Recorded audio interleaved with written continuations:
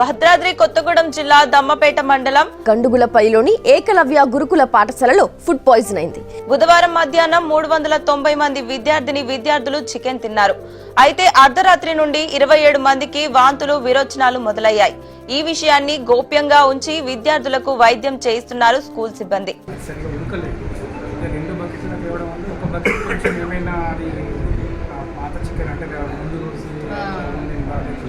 ఇంకా క్లియర్గా మాకు బెడ్రూమ్ వచ్చేమో అని ఆలోచిస్తున్నాను. ఈ రోజు వరకు ఒకే ఒక అబ్బాయి మన ప్రస్తుతం హాస్పిటల్లో government hospital private hospital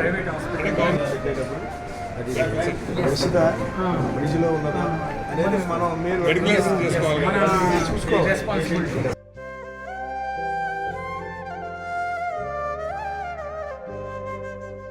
sir ఎందుకు వచ్చారంటే మీ హాస్టల్లో నాణ్యమైన ఫుడ్ పెట్టట్లేదని, కుళ్ళిపోయిన కూరగాయలతో అన్నాలు పెడుతున్నారని, పాడైపోయిన చికెన్తో భోజనాలు పెడుతున్నారని ఒక ఇన్ఫర్మేషన్ ఉండి నిన్న ఫుడ్ పాయిజన్ 30 మంది పిల్లగాళ్ళని హాస్పిటల్ తీసుకెళ్లారని తెలిసి మీ యొక్క యోగక్షేమాలు కనుక్కోవడానికి ఇక్కడికి వచ్చారు.